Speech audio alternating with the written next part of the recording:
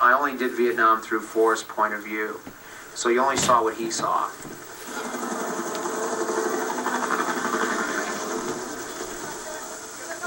Hey, I bet they shrimp all in these ones. They tell me these Vietnams is good shrimp. Bubba is someone that Forrest meets in the Army, and I guess you'd say he's a bit obsessed about shrimping. Bubba's dream is to be a shrimp boat captain, to catch shrimp, sell shrimp, and have all the shrimp you can eat. Shrimp is the fruit of the sea. You can barbecue it, boil it, broil it. That's all he talks about in the entire film is shrimp.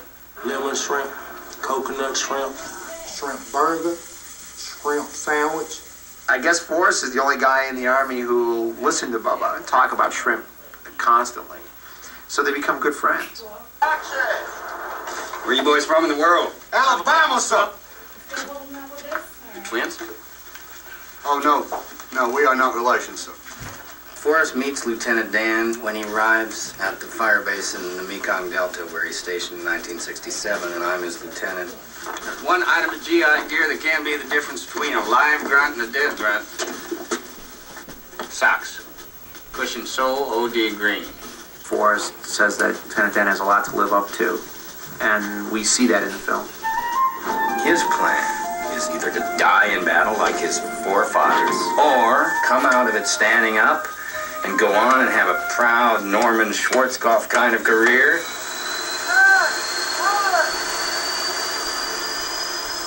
We wanted to capture the reality without playing the same images that we've seen over and over again. And what we don't want to do is make that be yet another editorial comment on how bad a place it was or why it just was. Roger, Strumgar! Be advised, we have incoming from the tree line at Point Blue! Lieutenant Dan had his legs shot up pretty bad, but Forrest pulled him out, and now Lieutenant Dan blames Forrest for messing up his destiny.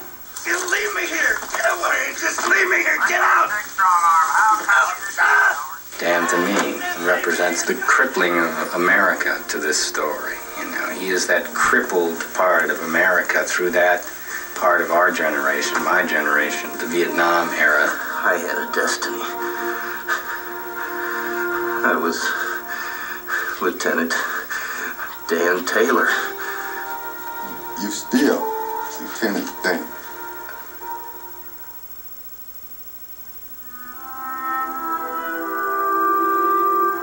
It's time for your bath, Lieutenant.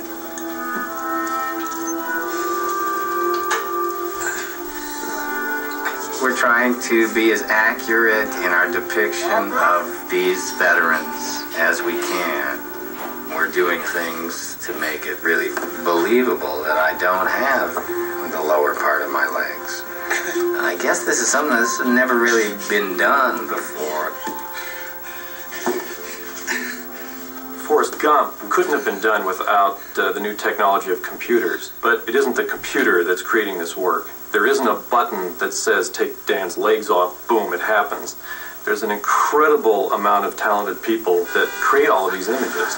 Hey! Are you glorious? I'm walking here! We have to sell the audience on Gary Sinise not having legs. He actually has to be an amputee, and it's a really difficult process. Typically, most of these type of effects would be done with, say, binding his legs back or drilling a hole in the floor and having the actor sitting on the floor with his legs through the hole, and then limiting the actor's motion.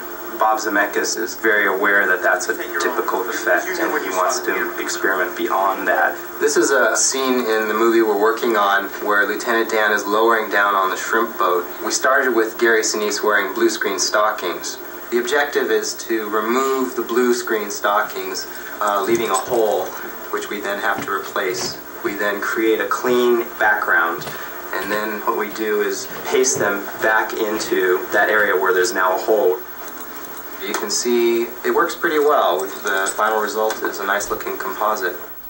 We knew that one of the ways to convince an audience he had no legs was to, when we shot Gary, have him move his legs through physical space that you could not do if you had legs.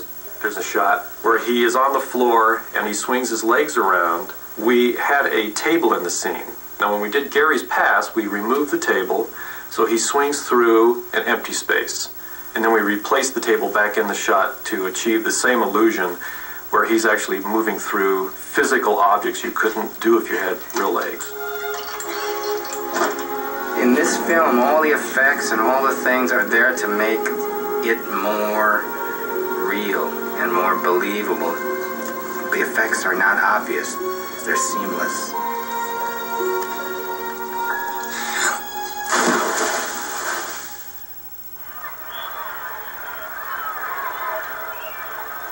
What's your name, man? My name is Forrest Gump. Forrest Gump! Forrest is a metaphor in the movie for a lot of what is constant and decent and good about America, in my opinion. That's what I love about seeing these 4 decades through the eyes of a character like this. I think it brings a resonance. I think it does something that the film medium can do better than any other medium, which is take you back to those times and recreate them. And I think that's part of the spectacle of movies. Love is but a song that sings, feels we will die. I think a lot of the events in the movie are strong memories in people of my generation. And so I think it's going to really be moving for them to sort of relive these events. Come on, people now, smile on your brother, everybody get together, try to love one another right now. It's looking like we'll probably have 2 to 3 cameras working on almost every setup we're going to do for the rest of the day. The hardest working man in show business is Bob Zemeckis. It's this brand of movie making that is almost beyond my realm, and yet Bob sees it in no other terms. It's best embodied by that stuff at the Lincoln Memorial, where it all looks authentic, not just good, but it looks like the real thing. And that's always been coupled with never forgetting what Forrest is going through. Well, there's only one thing I could say about the war in Vietnam. In Vietnam, your best good friend can get shot. That's all I have to say about that. He's called on stage to speak for the veterans. Jenny! And then we meet. I see him on the stage and we meet in the reflecting pool.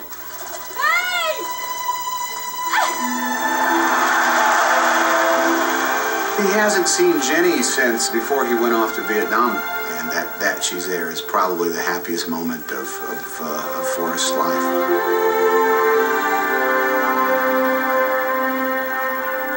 The thing with Forrest and Jenny is they're only 7 years old when they meet, and it hangs in there for all the years and all the experiences and all the the tragedies and trials. And Forrest is still there, utterly unwavering. So I think when you're saying why are you so good to me, this is a moment where we can get a real smile and a real youthfulness. Why are you so good to me? You're my girl. I'll always be your girl. Do I hug him? Here? I think Forrest always loved Jenny. I think Jenny loved Forrest in a sort of friendship way, and not romantically, and that I think really fuels an emotional romance.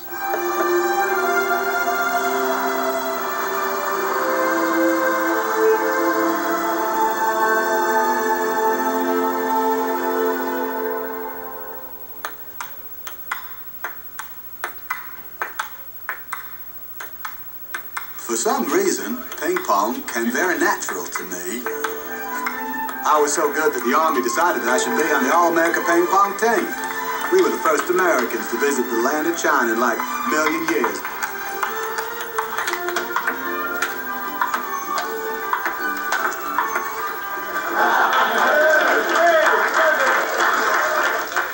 As great a ping pong player as Tom Hanks is, he's not as good as what Forrest has to become, so we did that using movie magic. You have the actor's mime playing ping pong, and then you put the ball in later optically. We had this thing of clicks of when we're supposed to hit it and when we're supposed to wait. Come on up, charge up, Tom. We had to have a metronome so that each character would know when to strike the ball. And then we kept speeding it up and speeding it up. It wasn't that easy.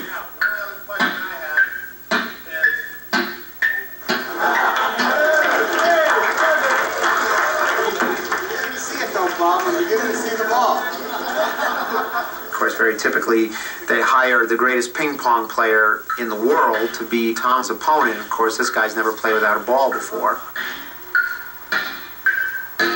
Valentino, he's like a world-class ping pong player, and of course to ask him to pretend to play ping pong is well, the hard. He had such a tough time.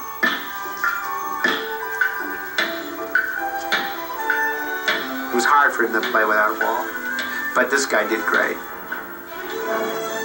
I don't know how it works. How do these things work? I don't know. But they have it all figured out, and it's usually a bunch of technicians from ILM saying, yeah, well, okay, let's try this. Our job is to create this ball, which is just a computer-generated image, and animate it within the computer so it matches the timings of their strokes. This was a particularly hard shot because we had an extreme scale change here where the ball is going way off into the distance. So we're trying to study Tom's stroke. Well, he's definitely putting topspin on it, so we've got to, make sure that the ball, has this particular bounce. And it looked like Valentino was returning with slice. So we came up with this final product, and it actually works pretty well. It really looks like they're going whole hog on this.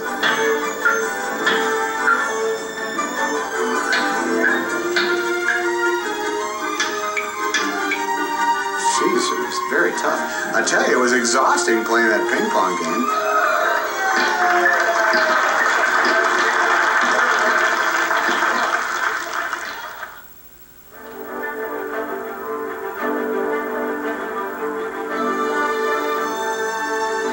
Fun things about the movie is that Forrest goes on this adventure and this journey to biolaboratory and goes into the shrimping business.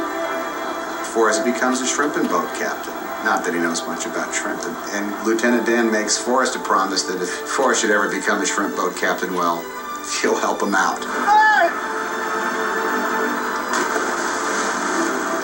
And cut! That's it! We're gonna do it one more time. There's nothing harder than trying to make a movie anywhere near boats or water, because everything moves and everything's floating and the sun's moving and the wind and the currents and all those things. It's a logistical nightmare, for crying out loud. But it was, it was summertime. It was South Carolina. The water was warm. And it was all the shrimp you could eat.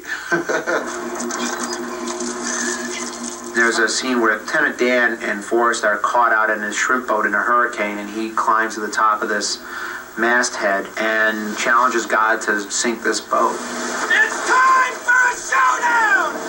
You and me! Sometimes it's a lot of fun when you bring an actor out when you gotta do a scene like in a hurricane, because it doesn't really read as dramatically as when they step out on the set. Every time I show up at the set, it's like, this is a lot bigger than I thought it was, Bob. Typically when you do a hurricane scene, it's usually done inside of soundstage, and they build a fake boat, and we did it all on a real boat, on real water, and we did it in one night.